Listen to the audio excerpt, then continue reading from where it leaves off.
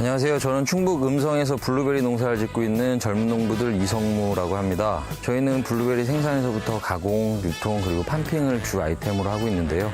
저희가 농장을 운영하다 보면 생산물이나 가공품의 유통이 가장 큰 어려움을 겪는 것 같습니다. 그래서 오늘 그 유통에 대해서 좀 저희에게 도움될 그런 조언 많이 좀 듣고 싶습니다. 농가가 호소하는 실질적이고도 어려운 문제를 풀어줄 전문가. 안녕하세요. 안녕하세요. 네. 함께 충북 음성으로 출발합니다.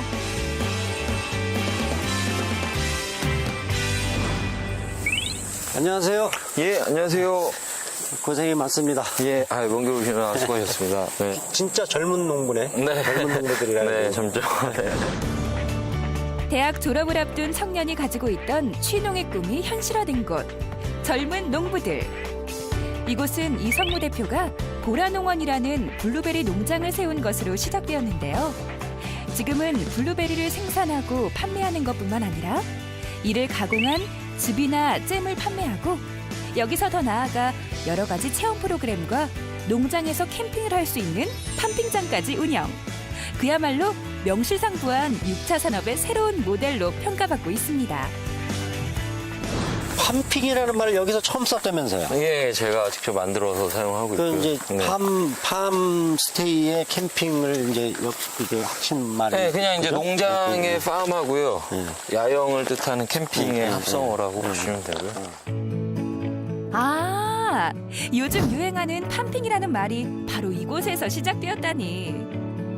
발길과 눈길 모두 일단 팜핑장으로 향하는데요. 샤워장. 예, 개별적으로 샤워실이 달려 있고요.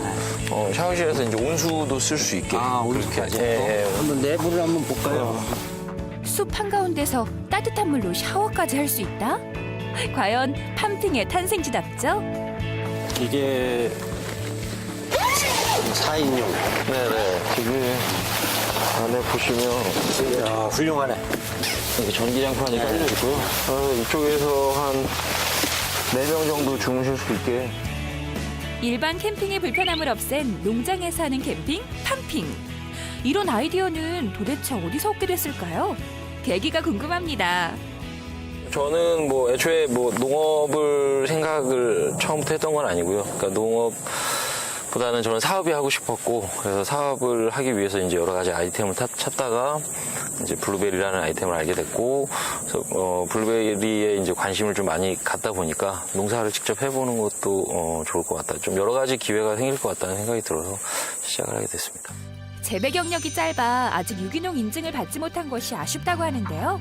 그래도 유기농에 대한 고집은 버리지 않고 있습니다. 이게 지금 네. 몇 년생이에요? 이거는 지금 한 5년에서 6년생 정도로 보시면 되고요. 올해는 이제 수확이 다 끝나서 블루베리는 여름에 수확합니다. 6월 중순부터 8월 중순까지. 지금 보시면 이제 여기 꽃눈이 맺혀 있잖아요. 꽃눈 맺혀 있는 것들이 내년에 이제 수확될 것들입니다. 저희가 수확하는 양은 작년 같은 경우에 한 2톤 정도 되죠. 2톤에서 3톤 사이. 내년엔 좀 더 많아질 거라고 보고 있고요. 저희가 재배하는 것과는 또 별도로 또 이렇게 부가가치를 만들어내야 되기 때문에 그런 작업들은 계속 하고 있습니다. 사실 블루베리를 택한 것도 단순한 작물 판매뿐만이 아닌 주스나 아이스크림 등의 2차 가공품을 생각했기 때문이라고 합니다. 그래서 부가가치를 만들어낼 수 있는 가공시설에도 끊임없는 투자를 하고 있다는데요. 이제 원료 보관하는 냉동 창고고요. 저 블루베리 원료가 준비되고 올해 한 두세 배 있었는데 지금 다 판매가 들어가고 가공도 들어가고 남은 거.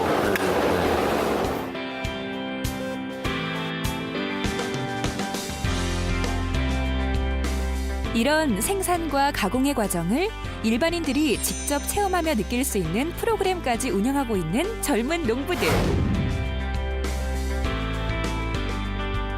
말하자면 농업을 하나의 경영적인 관점에서 접근해 생산, 가공, 관광의 복합적인 개발로 무한한 시너지 효과를 내고 있는 것인데요. 이젠 주위에서도 이런 노력을 인정해 6차 산업의 젊고 새로운 모델로 박수를 보내주고 있는 상황. 하지만 이성무 대표는 지금이야말로 자체적으로 가공한 상품을 일반 소비자들에게 알리기 위한 대대적인 준비를 해야 할 때라고 하는데요. 이쪽이 이제 전실 개념이고요. 여기로 이렇게 들어가서 여기서 환복하고 이렇게 쭉 돌게 돼 있어요. 하지만 충북 진천의 젊은 농부가 무작정 덤비기엔 결코 쉬운 일이 아닙니다. 예상 생산량 같은 거 좀 추정하신 거 있으세요? 생산량은 유통 채널이 열리고 저희 물건을 원하는 수량이 많아지면 얼마든지 그걸 맞출 수 있는 그런 준비를 하고 있거든요. 그래서 최대한 많은 유통 채널을 만들어서 주문을 받는 그게 선 과제라고 저는 생각을 하고요. 그거에 따라서 이제 생산량은 달라질 수 있지 않나. 그래서 제가 더 유통을 심각하게 고려했던 부분인데. 이에 대한 전문가의 첫 번째 의견은 블루베리 가공 상품의 네. 국내산 블루베리 가공 상품 시장은 매우 지금 안 좋아요. 네네. 그럼 아시겠지만은 가장 큰 문제는 가격 때문입니다. 네. 다른 작물보다 유독 블루베리는 네. 지금 미국산이나 캐나다산, 네. 칠레산, 특히 뉴질랜드산 네. 이쪽이 물량이 굉장히 싸게 들어오고 네, 맞습니다. 그런 어떤 불리한 환경이라는 것이 이제 가장 악조건이죠 지금. 네. 근데 이거는 그 원재료가 전부 수입산으로 굉장히 싸게 공급하는 이런 체제였단 말이죠.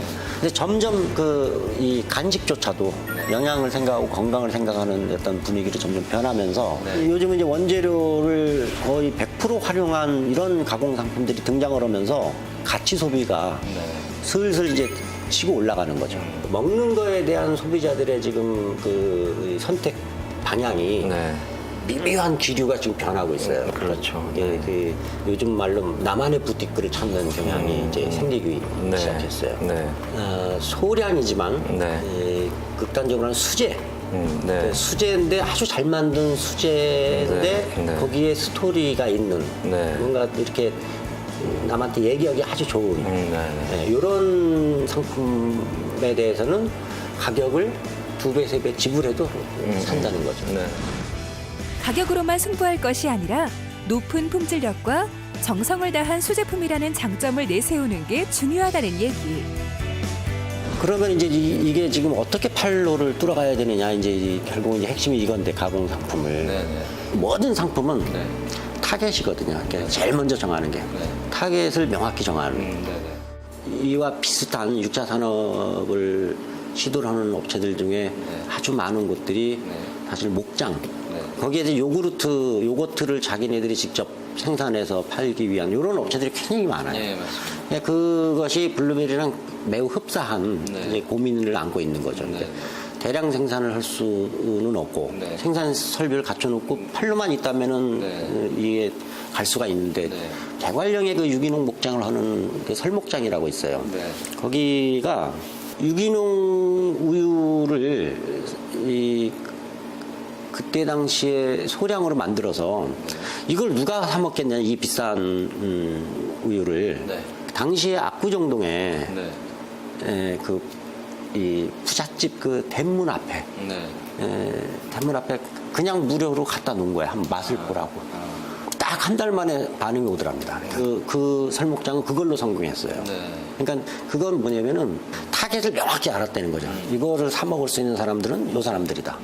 근본적인 어떤 타겟 설정을 다시 한번 재검토를 하고 그 타겟에 맞는 채널 확보, 고객 접근 방식 이런 것들을 찾아가는 방식 중심으로 얘기를 했거든요. 일단은 방향성이 좀 더 구체화돼 가고 있는 느낌이 들고요. 그래서 제가 좀 뭐라고 할까요? 좀 추상적으로 생각하고 있던 것들에 대한 개념이 좀 정리가 되는 그런 느낌을 받았습니다. 결국에는 저희 이 가공품에 대한 판매가 제일 중요한 것 같은데 오프라인상에서 백화점이나 마트, 그러니까 대형마트로 입점하기 위한 그 과정은 어떻게 되나요? 3가지 유형이 있어요. 첫째는 공식적으로는 박람회나 이런 곳에 출품을 해가지고 거기에서 현지에서 백화점 바이어를 내가 만나고 싶다라고 상담 신청을 하면 그것이 100% 이루어지진 않지만 이루어질 확률이 높죠. 지방자치단체와 관련 기업에서 여는 박람회를 이용하는 것이 기본 중의 기본. 나를 알아줄 수 있는 사람들이 있는 곳을 먼저 찾아다녀야 한다는 말입니다. 박람회에 나가는 것도 바이어들하고 거래가 이루어지지 않는다고 해가지고서 박람회가 무용하다라고 생각하면 안 돼요. 한 번, 두 번 나가면 노하우가 생깁니다. 근데 박람회를 최대한 활용해서.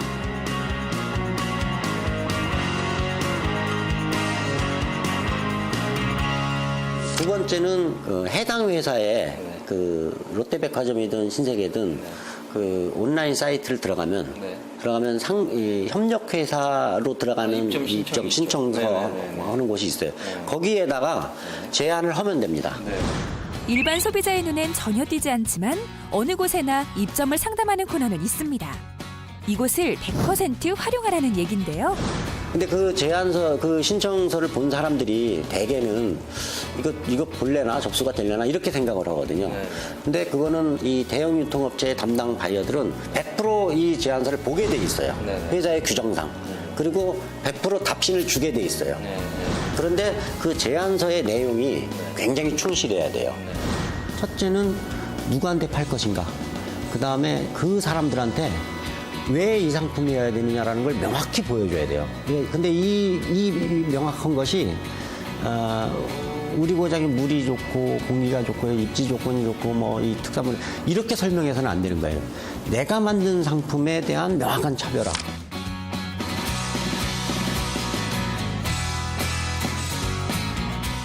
유통 채널에서 새로운 신상품을 발굴할 때는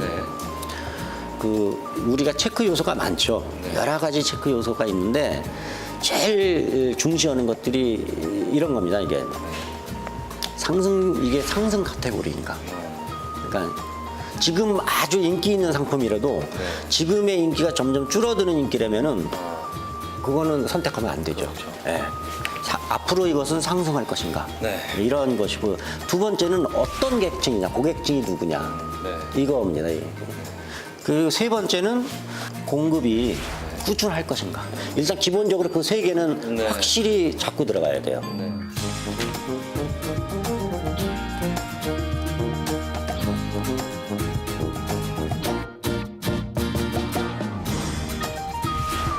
그렇다면 같은 작물을 취급하는 수많은 업체들과의 관계는 어떻게 풀어나가는 게 좋을까요? 경쟁자들을 적으로 생각하지 않고 그 연대 의식으로 생각하지 시장 자체 파이를 키울 수 있는 이 해법을 찾아야 돼요. 그러니까 첫 번째 해법은 차별화를 찾는 개성화를 시도를 하는 것이고 두 번째는 연대를 한다는 거는 시장 전체 그 품목의 가치 홍보를 연대해서 해야 되는 거예요. 그러면 시장이 커지면은 경쟁사들이 오히려 협력자가 되는 거죠. 그간 마음에 품고 있던 궁금증과 이에 대한 조언을 허심탄회하게 주고받는 두 사람. 어느덧 마지막 조언을 남겨두고 있는데요. 세 번째는 업계를 통한 채널이 생겨요. 한 업종에 계속 있으면은 분명히 그 유통업자들이 찾아옵니다. 찾아오는데 그야말로 뜬금없이 대기업의 누구를 아는데 내가 소개시켜주마 이런 식의 어떤 막연한 그런 데에 현혹되지 말고 내 상품을 직접 볼 수 있고 직접 판단할 수 있는 이런 사람들을 채널 관계망을 그렇게 유지를 하고 있으면은 좋은 상품은 기회가 옵니다. 혼자 끌고 나가기에 벅차기만 했던 6차 산업에 대한 궁금증. 오늘의 만남이 이 젊은 농부들에게 어떤 성과로 남을지 무척 기대가 되는데요. 제가 하고 있는 일이나 하려고 하는 일은 다 대부분이 도시와 농촌을 어떻게 연결할 것이며 또 어떻게 농촌의 문화를 알리고 어떻게 도시 사람들이 농촌에 오게 하고 뭐 이런 것들에 굉장히 많이 집중이 돼 있기 때문에 앞으로도 이제 그렇게 도시와 농촌을 잇는 그런 일들을 계속 해갈 계획입니다. 마음을 열고 서로의 생각을 나누면 어려운 길도 함께 걸어갈 수 있습니다. 오늘의 만남이 좋은 결실로 남길 바라며 젊은 농부들의 건승을 기원합니다.